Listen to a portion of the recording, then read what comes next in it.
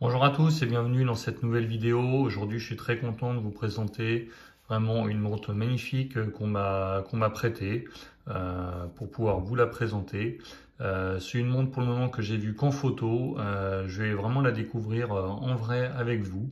Alors, je ne vais pas vous faire patienter plus longtemps. Vous devinez bien sûr la marque, le petit étui pour la protéger lors des voyages. Et attention, la voici.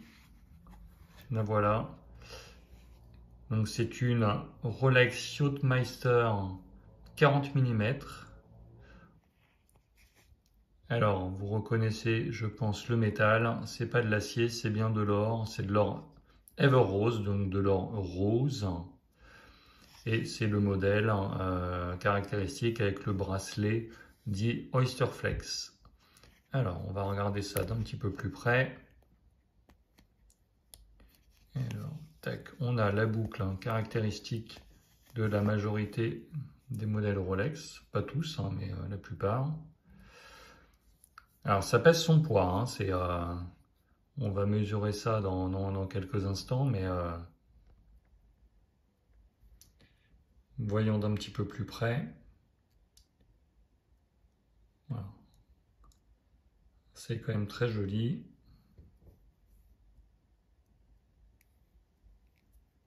Ça brille, il y a des sacrés reflets.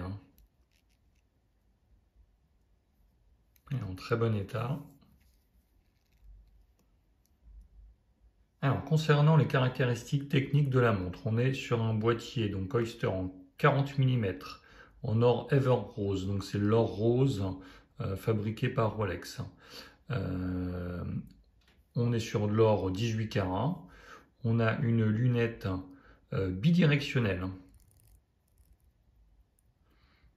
donc gradée sur 60 minutes, avec un disque cérachrome, donc en céramique noir mat, avec des petits reflets brillants pour les index numériques et les petites graduations.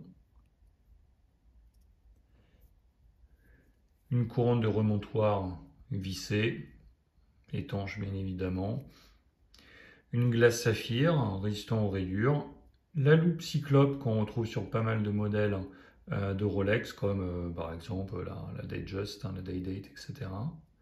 Et elle est donnée pour une étanchéité à 100 mètres. La Yachtmaster fait partie de la gamme professionnelle de Rolex. Elle a une fonction adaptée à la pratique de la voile, à la pratique du nautisme. Cette lunette graduée sert à mesurer des intervalles de temps, et par exemple des intervalles de temps entre deux bouées lors de courses à la voile. Si on s'attarde un petit peu plus sur le bracelet Oyster Flex, alors qu'est-ce que c'est que ce bracelet? En fait, c'est composé d'une lame métallique à l'intérieur, qu'on ne voit pas, en alliage de titane et de nickel, qui assure, vous voyez, c'est vraiment très flexible et très léger. Tout ça, c'est entouré d'un élastomère noir, lisse, qui est donné pour être résistant et durable dans le temps. Et vous avez sur la face interne ces espèces de petits coussinets qui permettent de rendre la chose confortable et bien adaptée au poignet. Et en ce qui concerne le fermoir, celui-ci dispose d'un système de rallonge breveté par la marque, un système à crémaillère en fait qui permet un réglage fin de la longueur totale finalement, sans outil, pour faire varier jusqu'à 15 mm en fait la longueur du bracelet, et ceci par cran en fait de 2,5 mm, donc par cran que l'on voit juste ici. Voilà. Et au niveau de la fermeture, je vous avais dit, donc c'est la fermeture tout à fait classique comme ceci. Alors, je vous montre un petit peu ce que ça donne sur un poignet de 17,5 cm de circonférence. Alors, je vous la montre au soleil parce que franchement, c'est là que ça donne le mieux. C'est là qu'on se rend mieux compte de la couleur de l'or rose. Bon, c'est vraiment très très joli. On a vraiment le fermoir là, entièrement en or rose, classique de Rolex. Le bracelet qui s'adapte parfaitement. Elle est effectivement très très confortable. Alors, on va regarder un petit peu maintenant ce que ça donne en termes de poids. Parce qu'on sait que l'or, ça pèse lourd. 154 grammes hein, quand même, 153. Alors à titre de comparaison, si on compare ça avec une Daytona qui est acier, 133, bon, c'est pas une différence énorme, mais bon, attention, hein, là il y a un bracelet Oysterflex ultra léger, là il y a un bracelet en acier. Et alors donc, quelque chose qui se rapprocherait un petit peu plus en termes de dimension et de bracelet, 75 grammes, ah ouais d'accord, 76 grammes pour la Tudor Black Bay 58 qui est en acier avec un bracelet NATO, donc ultra léger, et donc là, celle-ci, ouais, une grosse différence, hein. Donc celle-ci pèse pèse 2 fois plus lourd hein, quand même, hein. Ça à prendre en compte, ça se sent vraiment quand on l'a au poignet, mais vraiment rien de rédhibitoire, hein.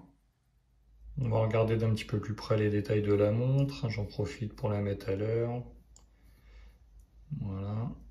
Tac, ça permet en plus de mieux voir les inscriptions. Donc on a l'inscription Yachtmaster, Superlative Chronometer Officially Certified. Donc en fait c'est supérieur au COSC, hein. C'est certifié COSC et c'est supérieur au COSC en matière de précision. C'est on va dire la vérification ultime de Rolex, propre à Rolex. Donc cette lunette tournante, donc en cérachrome mat, et par contre polie et brillante ici, c'est vrai que c'est très joli. On a bien sûr la lunette cyclope pour mieux voir la date.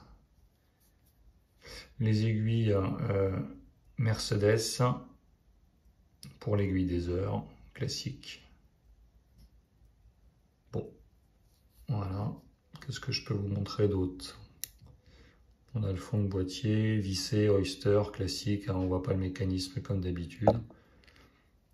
Alors ça c'est marrant. On a les petits logos Rolex ici. Je pense que c'est spécifique au boîtier en or. Si vous avez des infos là-dessus, n'hésitez pas à me le dire dans les commentaires. Ouais, ça ressemble à un poinçon pour les modèles en or.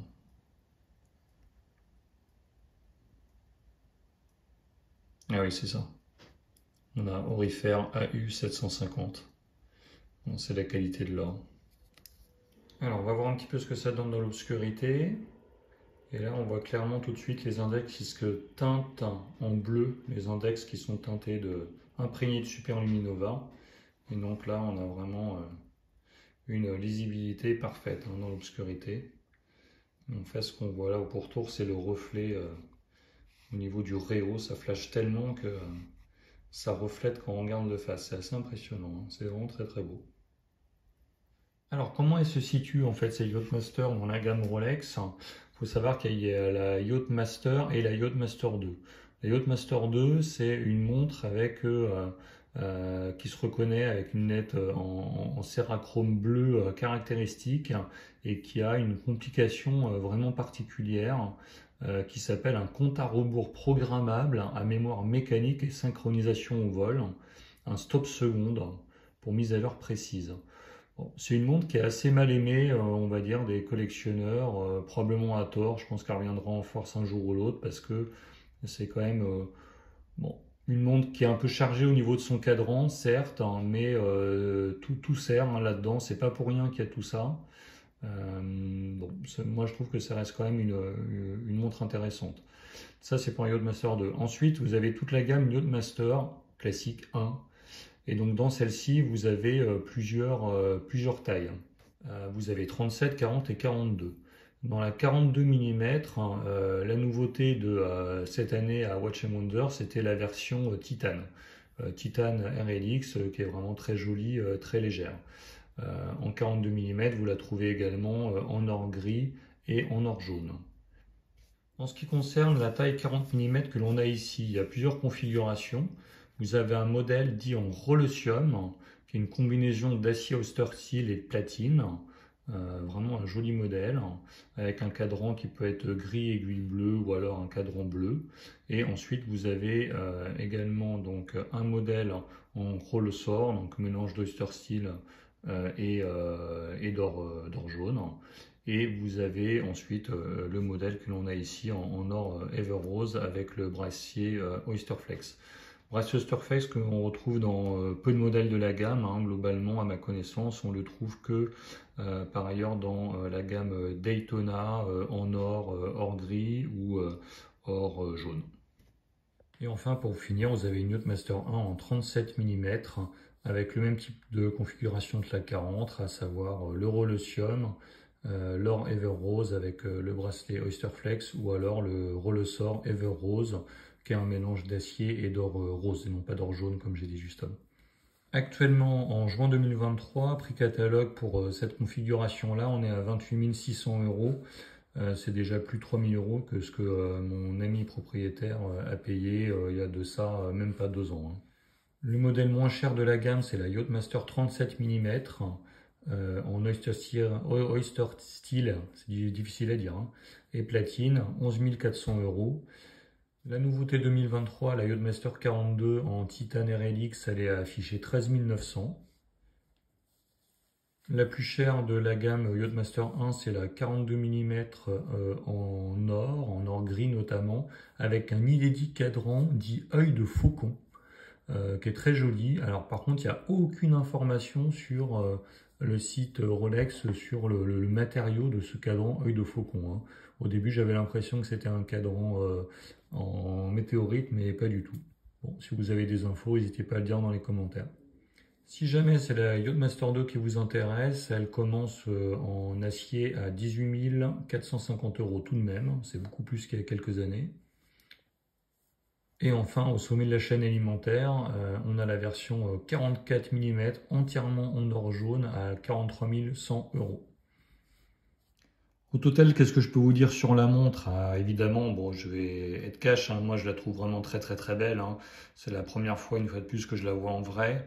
Ce qui est assez marquant, c'est que le côté en rose ne ressort pas trop. Il faut avoir un petit peu les yeux dessus, être assez près pour que vous voyez vraiment que c'est de l'or. Et de loin, on peut avoir l'impression que c'est de l'acier. Et du coup, la montre se fait beaucoup plus discrète que ce qu'on a l'impression au premier abord. Quand on regarde de plus près, bien sûr, on a cet or rose qui est magnifique, il y a beaucoup de détails. Les lunettes en céramique mat et les cadrans polybrillants, c'est très beau. Il y a toujours l'inscription Rolex sur le réo. Donc bon, voilà, évidemment, on n'est pas déçu au niveau des finitions, ça reste magnifique. Bien sûr, il faut pouvoir assumer, hein, de porter cette montre-là. Mais bon, pourquoi pas, franchement, il faut savoir se faire plaisir. C'est une montre, bien sûr, d'un certain prix, hein, donc on ne peut pas porter ça n'importe où tout le temps et avec n'importe qui. Mais bon, voilà, hein, de toute façon, c'est une très belle montre. Franchement, je trouve que son propriétaire a très bien fait et il regrette pas du tout. Voilà, bah écoutez, j'espère que la vidéo vous a plu. N'hésitez pas à mettre des petits commentaires, à liker, à vous abonner à la chaîne. Et comme ça, j'espère pouvoir vous présenter un petit peu plus de contenu avec des montres aussi exceptionnelles que celle-ci. Allez, à bientôt. Ciao.